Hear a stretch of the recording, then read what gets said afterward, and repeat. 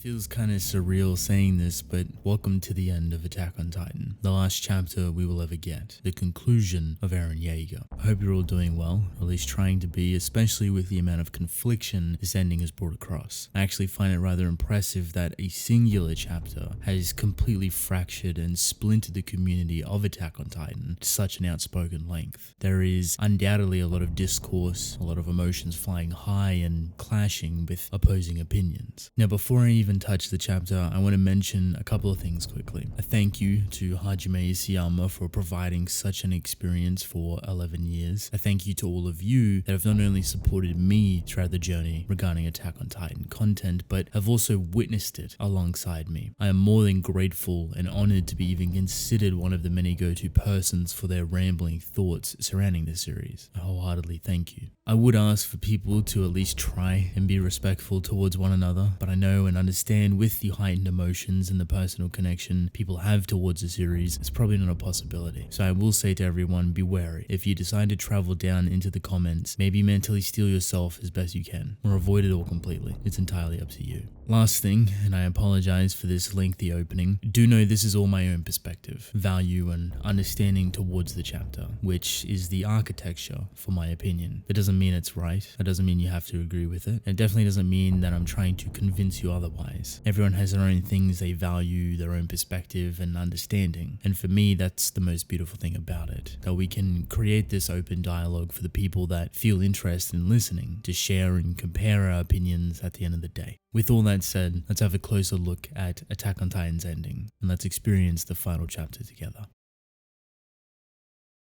This conversation between Eren and Armin brings forward an abundance of different, conflicting, and somewhat even concerning things. And while there are great emotional moments within it, including how it's weaved together backed by beautiful scenic artwork, the general outcome may not be what Isayama expected. I believe there is a loose, valid reasoning behind the smaller percentile outcry towards the quote-unquote hypothetical deconstruction of Eren Jaeger's character. And for me, it boils down to the conflict of perspectives and or clarity. I want to give this a frame, so you hopefully get a clearer understanding with what I'm trying to bring across and how I've seen things. This memory sequence / dream sequence takes place while Armin is on the boat heading to Mali to stop Eren. So at this point, the rumbling has already started and the deaths are rolling in. He would not remember this sequence at all until Eren is actually killed, as that is how he decided to command the power and bring this revealing message across. Okay, so why does Eren feel so fundamentally different to the quote-unquote rumbling Eren, to even the Eren we have seen constructed over the past 11 years? Where does it come from? Why reveal it now? I want to believe that the Eren you see in the final chapter is a mindset of Eren prior to the rumbling, a point in time where his humanity, confliction, and emotions were increasingly losing control. He was desperate, and we see that desperation drastically spike while in Mali, him being apologetic and begging for forgiveness to random children he knew he would kill, him crying and asking for other options. He's seen the future at this point, but pleaded for that forgiveness. He begged for a different outcome. When the peace treaty fell through, Eren vanished. Nothing could be done. I would like to believe that desperate show of emotion was him breaking. The humanity he clung onto for years, knowing what was coming. He seeked another way out, until it all came crumbling down along with his humanity. He now had to throw it away. The next time you see Eren, he is in a completely different mindset. He is completely different emotionally. He no longer harbors that humanity, or at least is closer to shredding it. And it shows within the events that follow. The fall of Mali, the declaration of war and death towards the globe, his cold-like nature and child self indulging high above the clouds, basking in freedom at the death of innocent people. This is what 11 years built up to. This is what Eren Jaeger was forced to become by the hands of hatred that engulfed Mali and Eldia for 2,000 years. So this vicious, relentless, monstrous, brutal Eren is causing the rumbling. But the last time you see him in the story, which takes place in the finale, is an Eren that isn't that. It's a more human Eren. One filled with emotions, one filled with immature quirk and egotistical views, a young adult with his humanity. ability. Not the monster he became, but the individual he potentially would have been. So when I say that I feel he pulled this mindset from before he lost himself, before the rumbling, before he threw his humanity away, by using the founding ability, it was a way to say goodbye in the most human way possible. He was experiencing the past, present, and future all at the same time. He even self-recognizes that his thoughts are incoherent because of it, that it's mentally and emotionally taking its toll.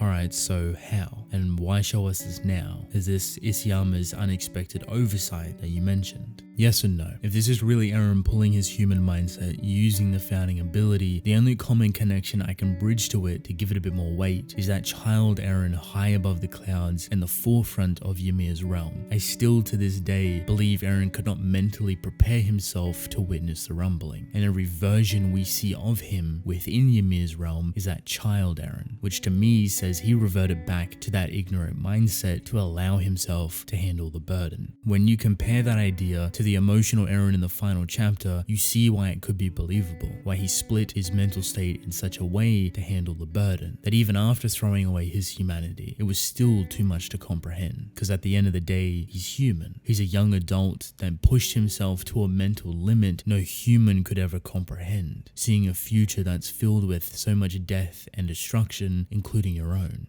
The oversight is perspective. It fuels the confusion and creates a tonal whiplash, and without proper explanation or build-up, gives people less reason to believe this was actually Eren. In the worst case, it can come off fickle, especially when you have already shown him as a monster and the lengths he went through to get to that point, and it's because of the Fanning Titan ability and the knowledge that Eren had. See, our perspective of the story is very interesting. We follow the journey of what I'm going to call main Eren throughout its entirety up until he gets the Founding Titan. What we don't realize is that the Founding Eren has been witnessing everything at the same time we have and partially manipulating events. This, however, does not devalue what main Eren went through. This doesn't devalue the lengths he pushed himself to, and I believe it doesn't devalue his journey. They are almost two completely different individuals. One knows everything and one knows nothing. And just to clarify, the Founding Eren for me is different to the rumbling Eren. From our perspective, we know nothing of Founding Eren, nor do we know he can influence certain events. The way Founding Eren influenced his own father is in the same vein he influenced the Pure Titan to leave Bertolt and go for his own mother, a sacrifice only Founding Eren knew and could control. If his mother was alive, main Eren may have never went to the Survey Corps, as she was so adamantly against it. She was also an emotional point for main Eren, providing comfort, support, and love. Founding Eren realized that the only way main Eren would continue down his path to reach Founding Eren was sparking the rage and monstrous mental crack that was his own mother's death. Do I think it was necessary for Isayama to show it? Honestly, no. I think you could have easily just have left it out without any hindrance coming to the story whatsoever. Instead, now he's created more questions right at the end that can't be explained, unless the anime fills in the gaps, which Isayama has stated that he likes to do. So for now, this is the best I can do to bridge it across to hopefully give it a bit more value. Now, because of being with main Eren and experiencing the journey of Attack on Titan from that perspective, then suddenly jumping into Founding Eren right after the quote-unquote rumbling Eren is established, it's very much tonal whiplash, which I feel gives birth to that betrayal feeling that a lot of people have towards his character being quote-unquote broken or deconstructed, that this state of being came out of nowhere, that instead it should have showed his rumbling self, his monstrous self. The way I believe this could have worked better is if the entire ending arc were formatted to incorporate smaller explanations of the Founding Titan ability leading up to the ending. This would give us a more believable understanding and wouldn't construct such a massive tonal whiplash for his character. If we knew Eren was losing control, if we knew the Founding Titan ability was so powerful, if we knew Eren split his mental state with the Founding ability to allow himself to take on such a burden like the rumbling, you could argue the final chapter would have been clearer in that perspective, clearer in its betrayal of Eren's emotions, and clearer to the state of mind he couldn't come back from, the rumbling mindset was irreversible. So this is a quick little response I sent to someone on Twitter pretty much right after the chapter released. If he knew the ending and everything that would happen, why was it so hard to do? Honestly, because he's human. He tried multiple times throughout the story to sway his own destiny so desperately, to the point he broke underneath his own humanity. It takes a person ready to give up being themselves to truly throw away everything to welcome a possible future. His child version above the sky saying he's free was a showcase of that. The Eren prior was gone and the final state he was in was pure chaos. The memories that come flooding back to Armin are from a time Eren was potentially mentally stable. Maybe it's why he only allowed them to see everything after he was killed, because he knew if they knew he felt this way, they would have tried to save him and nothing would have been accomplished. And here's another one. I do not think Eren started his own cycle of hatred, killing his mother, influencing his father, the founding ability, etc. Is that later on when he's seen the future, he knew he was forced into this fate. So because of the cycle of hatred both Marley and Eldia went through, it gave birth to Eren Jaeger.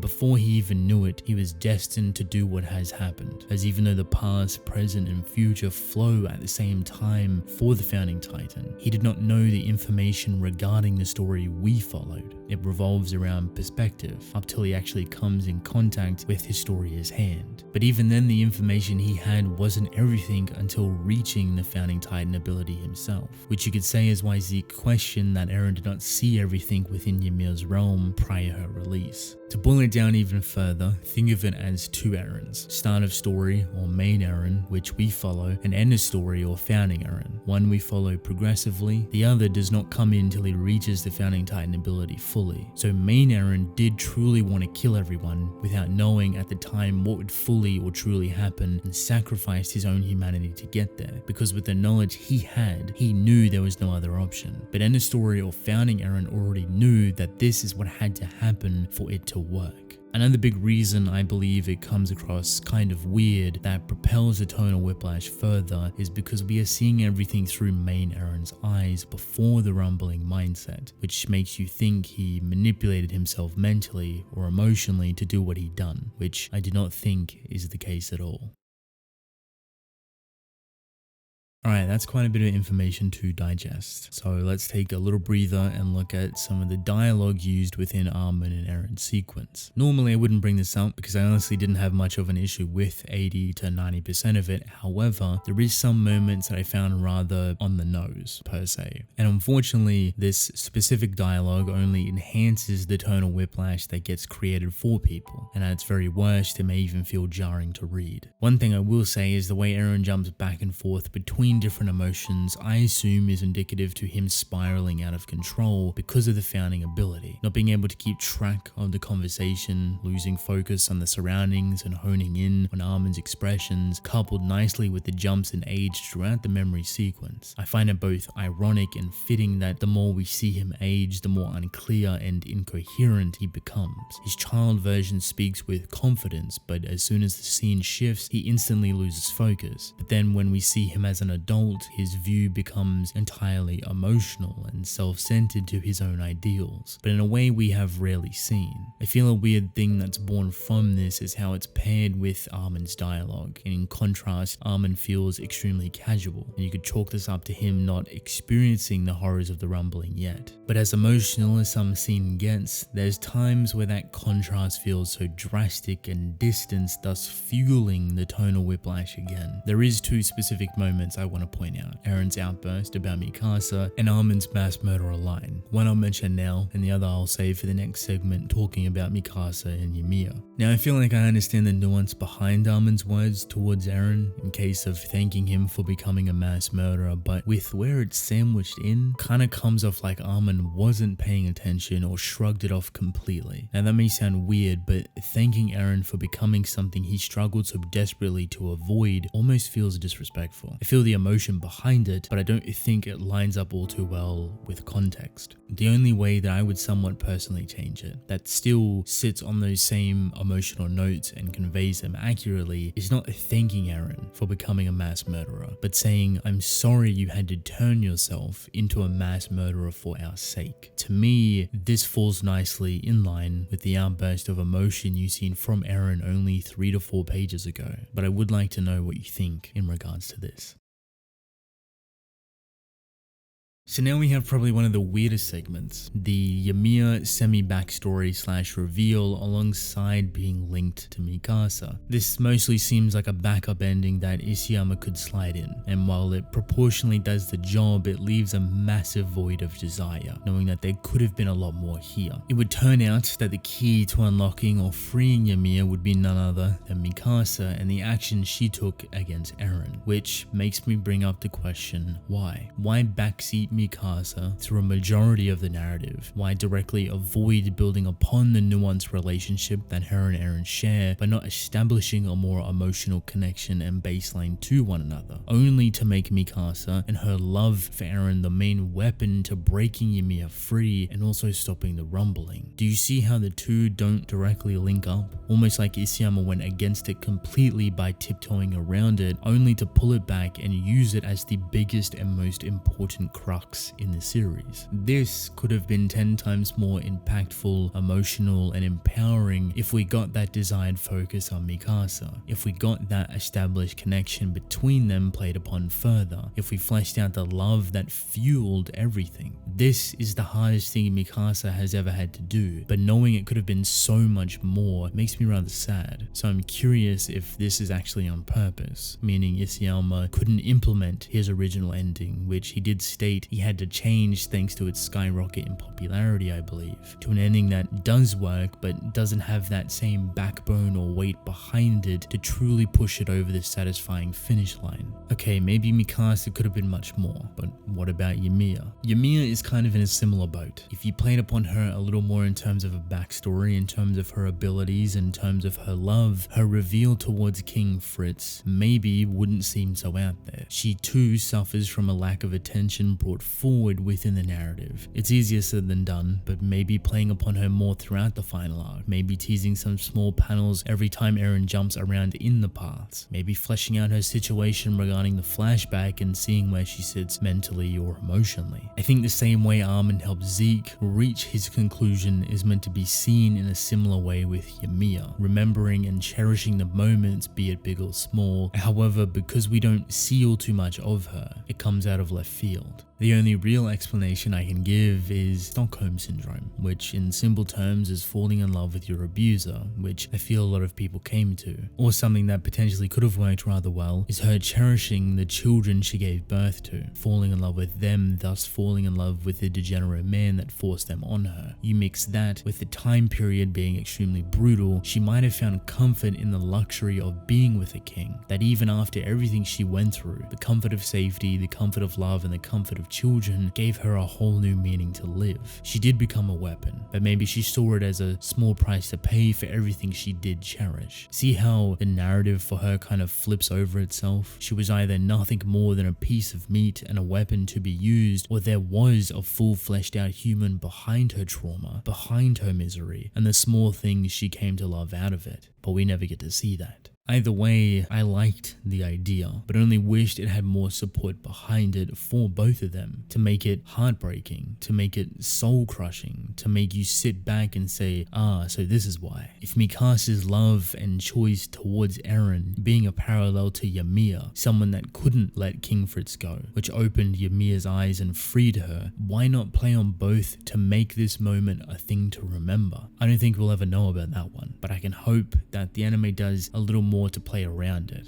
Also quickly, funny enough, I actually enjoy Eren's outburst of expression about Mikasa that was thrown to Armin. I find it rather humiliating, rather desperate, rather toxic, very internalized thoughts and feelings flowing out. With what I've said regarding playing upon Mikasa more, playing upon their nuanced relationship more, I feel these words could have fit rather nicely. This is an immature Eren that is deeply in love, one that feels genuine, human, and outright awkward. If you connect that emotion you craft after hearing those words from him to the idea that he wanted his friends to remember him as such an awkward individual instead of the rumbling monster he became, it can be rather bittersweet.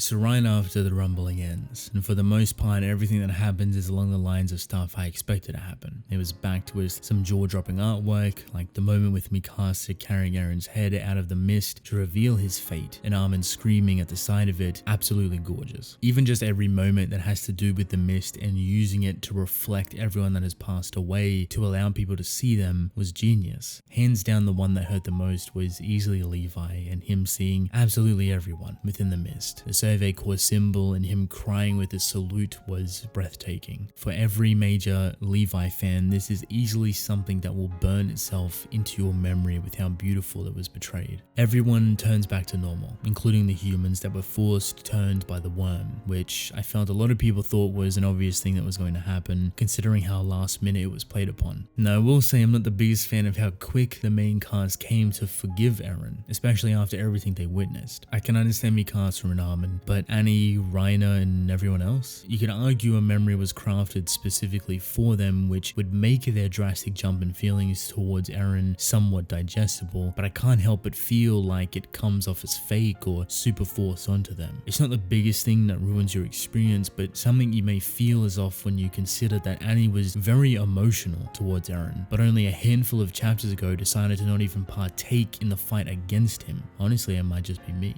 Of course, we have to see the result of Armin taking Eren down and the military presence from Marley, face to face with all of them. This is very important as it shapes the perception of the struggle that will be born from here and the future of both Marley and Eldia, with Armin taking the position of humanity's savior with claiming he was the one that killed Eren Jaeger and stopped the rumbling. This is while they are trying to convince Marley generals that they are no longer Titans and that they are open to do whatever in order to prove it. Luckily, Armin does take control of the situation with his statement and saying if we still had power, we would be trying to resist you because you're pointing guns at us. That fact is we are powerless, and doing nothing to resist is the greatest possible proof of our humanity. Super simple, super clear, gets the message across in a pretty straightforward way, and probably easily the most effective way.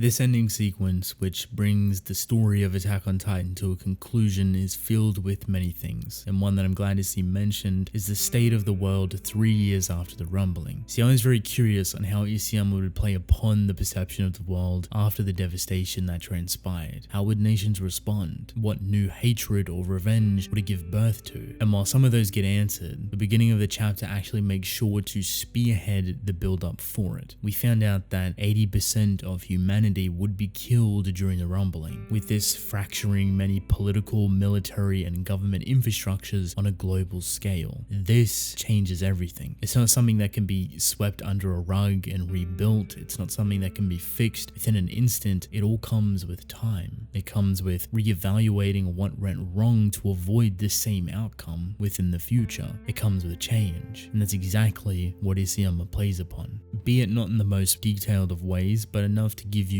a clear explanation of how Eldians and Paradise specifically are handling things, their own response to crafting and molding their own future. So we open up with Historia's child, which has no connection or correlation to any of the theories that a lot of us were hoping for, with her name being Ymir or Eren connecting through the paths to say those infamous final words to her, "You are free." It would also seem that Isayama didn't want to use the panel that he teased years back, which was said to be the very last thing we would witness. Instead, it gets chopped up and played off with Grisha holding baby Eren at the beginning of the chapter. We also come to understand that the world has indeed been splintered by the events and still to this day, 3 years later, are struggling from the horrors they faced. Historia has taken the position as prime ruler of Paradise and is actively raising their military might, underneath the banner of Jaegeris, bringing everyone, ironically, together, scared that the remaining fractured world would retaliate. I want to make this clear. This is them not preparing to go to war and start something new on the backbone of the rumbling. As much as Historia may believed in the idea of them or us and one having to be inevitably destroyed, instead it's them preparing for the consequences they may or most likely will face from the remaining nations for the horrors the rumbling gave birth to. Considering hatred and conflict will always be prevalent and is impossible to rid in its entirety, this outcome seems somewhat reasonable, because even though they are prepping for the worst, as the world tries to piece itself back together, there are already peace treaties trying to be put in motion to bypass it. In retrospect, Eren has indeed set them free, not in the idealistic way of everything being perfectly fine and people living perfect lives, but allowing the people of paradise to choose their own fate, to choose their own freedom, to make choices they have never been given the opportunity to have. He has quite literally balanced the world in order to give his people the fighting chance at their own future, something that hasn't been experienced before. He doesn't want to control the path they take, but allow them the freedom to choose their own road. He just gave them the starting point, which is something he never had nor was given the option to. When you have people like Armin, Annie, Reiner, Peak, Connie, and Jean all being ambassadors of peace and negotiating the future of paradise and Eldians with the rest of the world, you are already on the right track to change. You are already building your own future. I don't think there could be a better group of people that came from all different perspectives to come together and seek peace treaties between differing nations that fought under one collective banner against a threat that was on path to destroy the world. And that's regardless of the horrors they committed before, regardless of the past. Other nations will definitely see their story. They most likely already have. Eldians are walking completely free outside of paradise. This is shown with Levi, Gabby, and Falco. And while there still will be hotspots you probably shouldn't go, this is a massive step. This is a massive start to change, to reform, to growth. In reality, it's only the beginning. All things considered, I actually found this ending rather bittersweet, regardless of the Eren bird memes that came from it, which some are hilarious. Having Mikasa being the final point of contact for Eren at the end of the series is, for me, quite beautiful. Sad, but emotionally constructed well. For me, it has a weight behind it that lingers, giving birth to that bittersweet feeling. I can only wish that if more was done with playing on Mikasa, playing on Ymir, and bringing their relationship into the spotlight, not to take away from the focus of the story, but enough to build a healthy foundation behind it, this scene would hit 10 times harder. The story ends where it began, underneath that tree, with Eren waking from his dream, crying and seeing Mikasa, to him being buried there, and Mikasa waking from her sleep, wishing to see him one last time, only for a symbolic version of him to come down in a bird form and wrap his scarf around her one last time. I actually like the bird. I think it's a nice touch. Not only does it represent his freedom in a different way, but it keeps him connected to his friend's future. Now the real question is, if it is something more than symbolism, how is he doing it? What about the founding ability? What about the worm? What about Ymir? A while ago I talked about Eren being the last contact point for the founding ability, and I still like to believe this is the thing. A power so dangerous and omniscient that getting rid of it completely isn't an easy task, maybe even impossible. What's to say both Eren and Ymir free themselves after everything and the power is born back into the world again? If he was thinking about that, would he truly take the risk? It created a limbo place between life and death that housed all passing on Titan shifters and seemingly Eldians that they claimed to be freedom. Would all that be destroyed and their own freedom closed off? I think to stop all of this from happening, from stopping their freedom being destroyed, to not allow the worm to be born back into the world, to not give birth to the cycle of hatred that the Titans brought forward, Eren stayed behind. That he is in the paths right now as the sole founding Titan. He has all the control now that Ymir is freed. Using the birds very similar to Odin, might I add, to see his friend's future they are building. There's nothing to really imply this other than how you look at the symbolic bird and the overall power the paths held. In regard to what is the worm, I honestly couldn't tell you, nor did I expect any sort of clarification to come out for it. It's one of those things that's equivalent to a god in terms of origin. Trying to give it human reasoning